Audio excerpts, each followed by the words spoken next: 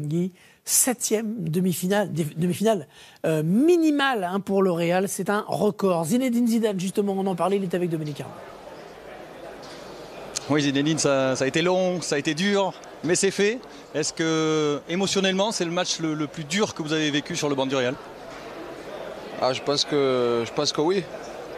Je pense qu'on a joué contre l'une des meilleures équipes au monde. Je pense que cette année, ça a été certainement la meilleure équipe contre qui on a joué. Donc voilà, ils nous ont mis en difficulté, ils ont super bien joué, mais à l'arrivée,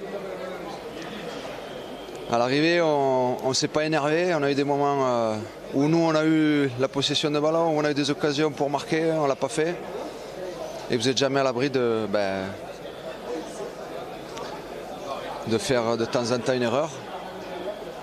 Et ça les a remis, et ça les a laissés dans le match. Donc voilà, mais à l'arrivée, je pense qu'on a joué contre la meilleure équipe et je pense que sur l'ensemble du match, voilà, on a été très fort, on a été très costaud. Et c'est bien de se qualifier. Alors il y a des décisions d'arbitre qui ont pesé aussi dans ce match, le deuxième jaune de Vidal, le but hors jeu de Ronaldo. Est-ce que c'est ça dont vous avez parlé avec Carlo Ancelotti à plusieurs reprises dans le match, parce qu'il avait l'air en colère? On en a parlé, il n'était pas content, j'étais pas content. Donc voilà, c'était pour des deux côtés. Mais comme d'habitude, je ne vais pas parler des arbitres. Quand c'est à faveur, ou que ce soit contre, je ne parle jamais. Donc je vais pas commencer aujourd'hui. Voilà, je sais que c'est un travail difficile ce qu'ils font. Mais c'était... on en a parlé tous les deux. Ouais. Dernier mot sur Ronaldo, 100 buts en Ligue des Champions. Qu'est-ce qu'il a de spécial, ce joueur? Ouais, c'est ça. C'est-à-dire que dans les moments importants, il est toujours là. Il sait que dans les moments clés, il va faire la différence. Et voilà, il en a mis 3 encore ce soir. Donc ça fait peur, quoi. Mais en même temps, c'est bien de l'avoir. C'est bien de l'avoir dans son équipe. Ouais. Pour vous, ça fait pas peur, ça fait du bien. Merci beaucoup, Zinedine. Comme tu dis. Ouais. Merci. C'est un moment important quand même pour Zinedine Zidane. C'est la première fois que son Real élimine un gros adversaire. Il a beau avoir gagné la Ligue des Champions, il n'avait jamais été confronté à un immense adversaire comme le Bayern.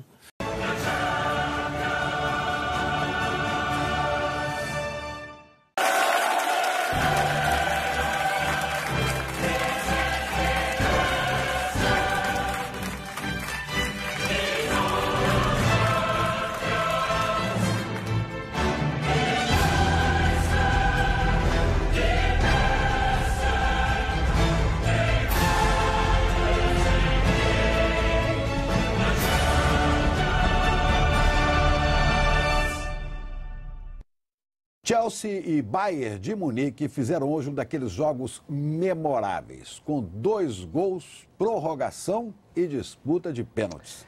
Tino Marcos estava lá. Testemunhou o dia em que os ingleses fizeram festa na Alemanha e levantaram pela primeira vez a taça da Liga dos Campeões da Europa.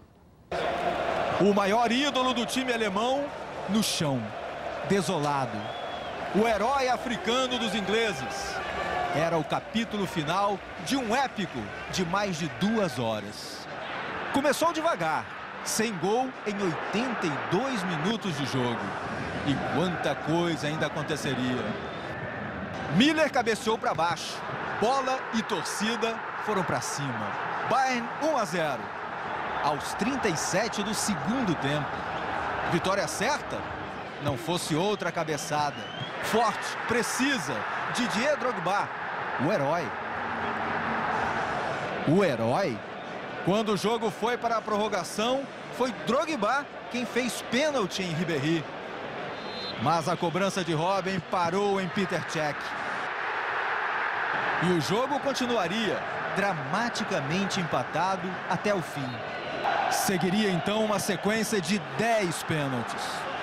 O goleiro Neuer do Bayern pegou 1.